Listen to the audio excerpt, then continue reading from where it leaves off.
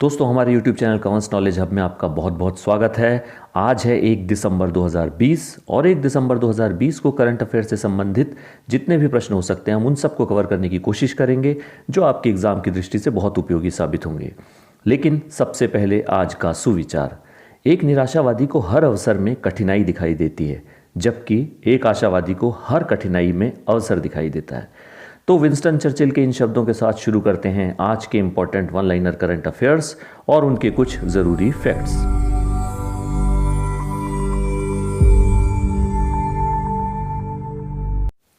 Question number 1। Oscars 2021 के लिए भारत की तरफ से लघु फिल्म श्रेणी की आधिकारिक प्रविष्टि कौन सी फिल्म बनी है?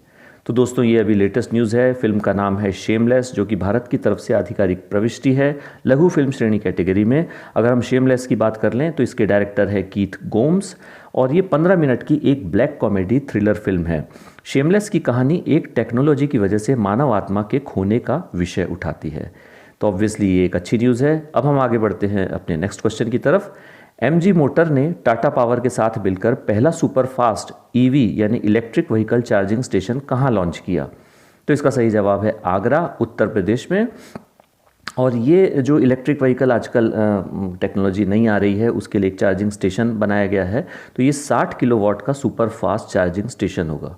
तो ऑब्वियसली ये भी एक अच्छी खबर है। धीरे धीरे हम टेक्नोलॉजी की तरफ आगे बढ़ रहे हैं। हमारा क्वेश्चन नंबर 3। सीमा सड़क संगठन यानी बॉर्डर रोड्स ऑर्गेनाइजेशन के नए महानिदेशक के रूप में किसे नियुक्त किया गया है? तो इसका सही जवाब है मेजर जनरल राजीव चौधरी जी को। और ये सीमा सड़क संगठन की हम बात कर लें तो ये भारत के सीमावर्ती क्षेत्रों में सड़क मार्ग के निर्माण एवं व्यवस्थापन का कार्य करता है। और इसकी स्थापना हुई है 1960 में, जो कि आपको ध्यान में रखनी है। और इसका मुख्यालय है नई Delhi. Next question, question number 4। किस राज्य में कार्तिकेय दीपम त्योहार मनाया गया? तो दोस्तों, अभी अभी ये न्यूज़ आई है कार्तिकेय दीपम त्योहार के बारे में। तो इसका जवाब है तमिलनाडु। तमिलनाडु में ये फेस्टिवल मनाया गया है। और कार्तिकेय दीपम एक हिंदू पर्व है जो मुख्यतः दक्षिण भारत में तमिल और तेलुगु समुदाय के लोगों द्वारा मनाया जाता है। इस त्यौहार पर श्रद्धालु शाम को अपने घरों और आसपास तेल के दीपक जलाकर खुशियाँ मनाते हैं और ये त्यौहार भगवान शिव को समर्पित है। तो हम आगे बढ़ते हैं अपने नेक्स्ट क्वेश्चन की तरफ। किस सोशल नेटवर्किंग साइट ने वर्ष 2021 में वर्चुअल करेंसी लिब्रा लॉन्च करने की घोषणा की है? तो ये भी दोस्तों बड़ी इंपॉर्टेंट खबर है, जो कि पिछले 1-2 सालों से चल रही है, लेकिन किसी वजह से टलती जा रही है। और इसका सही जवाब है फेसबुक। जी हाँ, फेसबुक अपनी एक वर्चुअल करेंसी ला रहा है जिसका नाम है लिब्रा। अब हम पहले फेसबुक की बात कर लेते हैं। फेसबुक की स्थापना 2004 में हुई है और इसके CEO मार्क जुकरबर्ग हैं। अब हम बात करते हैं वर्चुअल करेंसी लिब्रा के बारे में। तो इसे फेसबुक के सभी प्लेटफॉर्म जैसे मैसेंजर, व्हाट्सएप और इंस्टाग्राम से इस्तेमाल किया जा सकेगा। और एक्चुअली में फेसबुक लिब्रा करेंसी के माध्यम से अंतर्राष्ट्रीय भुगतान और मुद्रा लेन देन को सस्ता और आसान बनाना चाहता है। अगर हम और डिटेल में इसकी बात कर लें तो फेसबुक मैसेंजर पर पैसे भेजे और रिसीव किए जा सकेंगे। व्हाट्सएप के जरिए भी ट्रांजैक्शन किया जा सकेगा। इसके लिए एक खास डिजिटल वॉलेट ऐप बनाई जाएगी जिसमें ट्रांजैक्शन ट्रैक किया जा सकेगा। इसके जरिए पैसे भेजने के लिए कोई एक्स्ट्रा चार्ज नहीं लिया जाएगा और ग्राहकों को लाइव सपोर्ट की सुविधा भी मिलेगी। अब हम क्रिप्टो करेंसी की बात कर लें। एक्चुअली में ये लिब्रा करेंसी है, ये क्रिप्टो करेंसी है और क्रिप्टो करेंसी एक डिजिटल मुद्रा होती है। इसे डिजिटल वॉलेट में रखकर ही लेन देन किया जा सकता है। यह 2009 में सबसे पहले दुनिया के सामने आई। इसके जरिए बिना बैंक को माध्यम बनाए लेन देन किया जा सकता है। हालांकि दोस्तों, अगर हम भारत की बात करें तो भारत में इस मुद्रा को न तो आधिकारिक अनुमति है और न इसे रेगुलेट करने का कोई नियम बना है।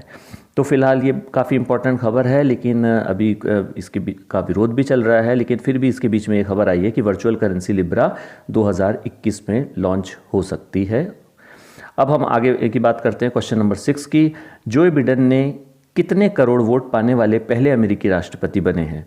तो इसका सही जवाब है 8 करोड़ वोट। जी हाँ दोस्तों, उनको करीब 8 करोड़ वोट मिले हैं। वो टोटल वोट का लगभग 51% है। और इससे पहले पूर्व अमेरिकी राष्ट्रपति बराक ओबामा को 6.9 करोड़ वोट मिले थे। तो बराक ओबामा जी का रिकॉर्ड तोड़ा है उन्होंने। अब हम आगे बढ़ते हैं क्वेश्चन नंबर 7 की तरफ। किस राज्य में स्थित हावेरी रेलवे स्टेशन का नाम स्वतंत्रता सेनानी महादेवप्पा मेलारा के नाम पर रखा गया है? तो इसका सही जवाब है कर्नाटक और ये हावेरी रेलवे स्टेशन हावेरी जिले में स्थित है। अब हम आगे बढ़ते हैं अपने नेक्स्ट क्वेश्चन की तरफ। किस केंद्र शासित प्रदेश में पंचायत समाचार पत्र परिवर्तन को 5 आधिकारिक भाषाओं में प्रकाशित किया गया है? तो दोस्तों इसका सही जवाब है जम्मू कश्मीर। जम्मू कश्मीर जो कि पहले राज्य था लेकिन अब केंद्र शासित प्रदेश है, तो वहाँ पर इसे प्रकाशित किया गया है। अगर हम बात करें समाचार पत्र की जो कि पंचायत समाचार पत्र है और इसका नाम है परिवर्तन, और जो ये 5 भाषाएं हैं वो है डोगरी, उर्दू, कश्मीरी, हिंदी और अंग्रेज़ी।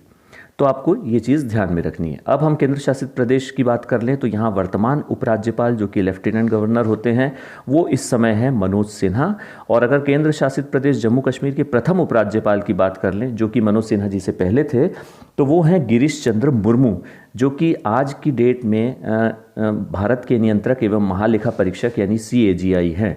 और अभी आपने गिरीश चंद्र मुर्मू जी का जिक्र हुआ है, तो अभी इसके लिए ये भी बता देना यहाँ पर ज़रूरी है कि गिरीश चंद्र मुर्मू को हाल ही में 3 साल के लिए इंटर पार्लियामेंट्री यूनियन जो कि जिनेवा में है उसके बाह्य परीक्षक एक्सटर्नल ऑडिटर ऑफ जिनेवा के तौर पर भी चुना गया है। तो ये चीज़ आपको ध्यान में रखनी है जब गिरीश चंद्र मुर्मू जी का जिक्र होगा। तो अब जम्मू कश्मीर की बात कर लें। जम्मू कश्मीर 5 अगस्त 2019 तक भारत का एक राज्य था, जिसे अगस्त 2019 में द्विभाजित करके जम्मू और कश्मीर एवं लद्दाख नामक 2 केंद्र शासित प्रदेश के रूप में स्थापित कर दिया गया। दोस्तों आगे बढ़ते हैं अपने नेक्स्ट क्वेश्चन नंबर 9 की तरफ। किस देश में 24 अगस्त 2021 से 5 सितंबर 2021 तक पैरा ओलंपिक खेलों का आयोजन किया जाएगा? तो इसका सही जवाब है जापान, जहां पर पैरा ओलंपिक खेलों का आयोजन किया जाएगा। और जापान में ही ये ध्यान रखना है कि नेक्स्ट ईयर जो ओलंपिक होने वाले हैं, जो कि 2020 के ग्रीष्मकालीन ओलंपिक है जिसका आयोजन कोरोना वायरस की वजह से टाल दिया गया और अब 2021 में होगा, लेकिन इसका नाम 2020 ग्रीष्मकालीन ओलंपिक रहेगा। तो उस की डेट है 23 जुलाई 2021 से 8 अगस्त 2021, और उसके बाद वो पैरा ओलंपिक खेलों का आयोजन करेगा जापान। अब किस देश ने मुक्त आकाश निगरानी संधि यानी ट्रीटी ऑन ओपन स्काईज से औपचारिक रूप से खुद को हटा लिया है? तो इसका सही जवाब है अमेरिका, और यह अभी हालिया न्यूज़ है। और अमेरिका का कहना है कि वह मुक्त आकाश संधि से बाहर होना चाहता है क्योंकि रूस इस समझौते का उल्लंघन कर रहा है। तो हम इस संधि को भी देख लेते हैं कि वर्तमान में कुल देश इसमें 34 हैं। अमेरिका के निकलने के बाद वर्तमान में कुल देश हैं 34 जो इस संधि से जुड़े हुए हैं। अगर इस संधि की हम बात कर लें तो इस संधि में 1992 में हेलसिंकी फिनलैंड में या इस संधि पर हस्ताक्षर हुए थे, लेकिन लागू ये 2002 में हुई। और 2002 में इसलिए लागू हुई क्योंकि उस समय रशिया ने 2002 में जाके इस पे साइन किया था। अब इस संधि के अनुसार 34 देशों को एक दूसरे के क्षेत्र में हथियारों के बिना टोही उड़ानों की अनुमति ये संधि देती है, और ये संधि 1 जनवरी 2002 को लागू हुई थी।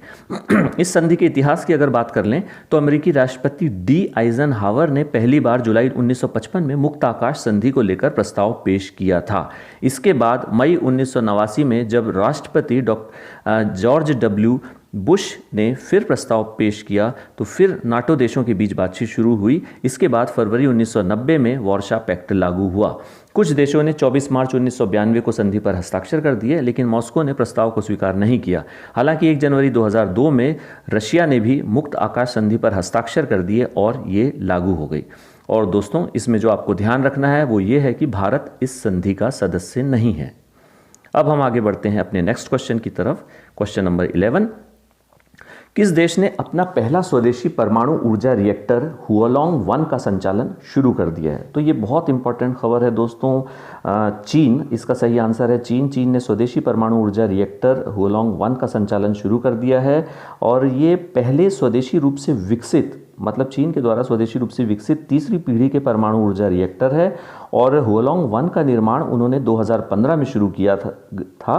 और ये जो रिएक्टर है ये फुजियान प्रांत में फ्यूकिंग न्यूक्लियर पावर प्लांट में बनाया गया है, जो कि हुआलोंग 1 टेक्नोलॉजी पर आधारित है। अब हम आगे बात कर लें। हुआलोंग 1 दुनिया के सबसे उन्नत परमाणु ऊर्जा रिएक्टर्स में से एक है, और इस परमाणु रिएक्टर की जो एज है वो करीब 60 साल है, और इसमें 177 रिएक्टर कोर से ये बना हुआ है। अगर हम इसकी बात कर लें तो ये करीब 10 बिलियन किलोवाट आवर बिजली पैदा कर सकता है। इससे चीन को अपने कार्बन उत्सर्जन में 8.16 मिलियन टन की कटौती करने में मदद मिलेगी। अब बात करते हैं कि इस उपलब्धि को हासिल करके चीन एक स्ट्रॉन्ग न्यूक्लियर पावर कंट्री बन गया है। तो मतलब न्यूक्लियर पावर कंट्री तो चीन पहले से ही था, लेकिन इसको हासिल करने के बाद उसकी न्यूक्लियर पावर में बहुत ज़्यादा मजबूती आ गई है। हमारा क्वेश्चन नेक्स्ट, क्वेश्चन नंबर 12, हाल ही में किस क्रिकेट खिलाड़ी ने अपने अंतर्राष्ट्रीय कैरियर में सबसे जल्दी 22,000 रन पूरे किए? तो दोस्तों इसका सही जवाब है विराट कोहली। जी हाँ, विराट कोहली 22,000 रन पूरे करने वाले विश्व में पहले खिलाड़ी हैं जिन्होंने इतनी तेज़ी से 22,000 रन पूरे किए हैं। अगर अंतर्राष्ट्रीय क्रिकेट में सर्वाधिक रनों के रिकॉर्ड की बात करें तो सचिन तेंदुलकर शीर्ष पर हैं 34,357 रन के साथ, लेकिन लगता है कि ये रिकॉर्ड भी बहुत जल्दी ही विराट कोहली तोड़ देंगे। आगे बढ़ते हैं क्वेश्चन नंबर 13 की तरफ। कौन सा देश 8 देशों वाले शंघाई सहयोग संगठन, शंघाई कोऑपरेशन ऑर्गेनाइजेशन की सरकारी परिषद की बैठक की अध्यक्षता करेगा? तो इसका सही जवाब है भारत, इंडिया। और भारत की तरफ से बैठक की अध्यक्षता उपराष्ट्रपति वेंकैया नायडू करेंगे, क्योंकि प्रधानमंत्री नरेंद्र मोदी अपनी व्यस्तताओं के चलते इस बैठक की अध्यक्षता नहीं कर पाएंगे। और दूसरी तरफ पाकिस्तान के प्रधानमंत्री इमरान खान भी इस बैठक में भाग नहीं ले पाएंगे। अब अगर हम एससीओ संगठन की बात कर लें तो इसकी स्थापना 15 जून 2001 को हुई और इसका मुख्यालय बीजिंग चीन में है और महासचिव इसके हैं व्लादिमीर नोरोव। कुल मिलाकर इस संगठन में 8 देश हैं, जिनमें चीन, रूस, Kazakhstan, Uzbekistan, Tajikistan, Kyrgyzstan, Bharat और पाकिस्तान, ये 8 देश हैं। और इसमें भारत और पाकिस्तान को छोड़कर ये जो बाकी 6 देश हैं ये इसके संस्थापक सदस्य देश भी कहलाते हैं। अगर आधिकारिक भाषा की बात करें तो शंघाई कोऑपरेशन ऑर्गेनाइजेशन की आधिकारिक भाषा है चाइनीज़ और रशियन। अब हम आगे बढ़ते हैं अपने क्वेश्चन नंबर 14 की तरफ। हाल ही में किस राज्य ने तीर्थयात्रियों को तिरुमला पहाड़ियों तक ले जाने के लिए इलेक्ट्रिक बसें चलाने का निर्णय किया है? तो सही जवाब है इसका आंध्र प्रदेश। आंध्र प्रदेश में तिरुमला पहाड़ियाँ, जहाँ पर भगवान वेंकटेश्वर का प्रसिद्ध मंदिर है और वहाँ पर उस एरिया में ज़ीरो कार्बन उत्सर्जन क्षेत्र बनाए रखने के उद्देश्य से इलेक्ट्रिक बसें चलाने का निर्णय लिया गया है। तो काफ़ी अच्छा निर्णय है। पर्यावरण को लेकर धीरे धीरे जागरूकता बढ़ती जा रही है पूरे देश में। इस क्वेश्चन की तरफ, question number 15, Merriam Webster dictionary ने किस शब्द को 2020 के वर्ड ऑफ द ईयर के रूप में घोषित किया है? तो इसका सही जवाब है दोस्तों पैंडेमिक। और पैंडेमिक का हिंदी में अर्थ होता है महामारी, जो कि अभी कोरोना से जुड़ी हुई है। तो आपको पता ही है अलग अलग डिक्शनरी का आ रहा है तो उसमें कोरोना से संबंधित शब्द ही छाए हुए हैं और इसी कड़ी में मरियम वेबस्टर डिक्शनरी ने पैंडेमिक शब्द को वर्ड ऑफ द ईयर घोषित किया है।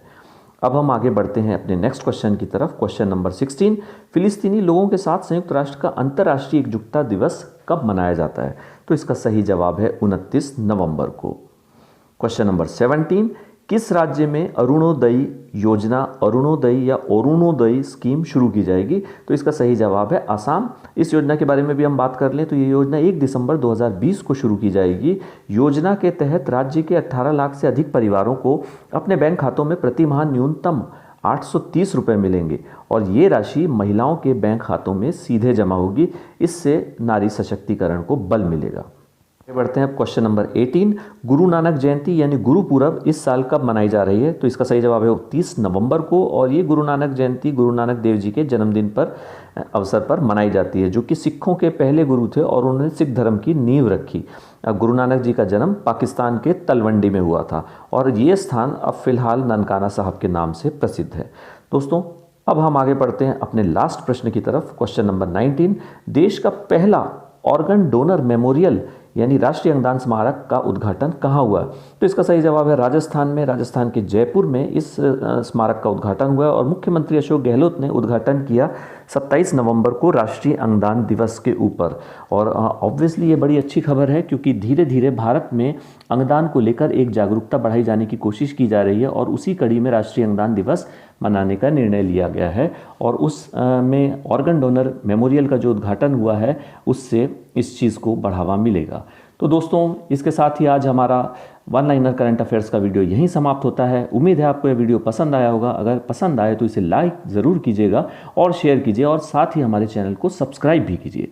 तो कल फिर से वन लाइनर करंट अफेयर्स में आपके साथ दोबारा मुलाकात होगी। तब तक के लिए बहुत बहुत धन्यवाद।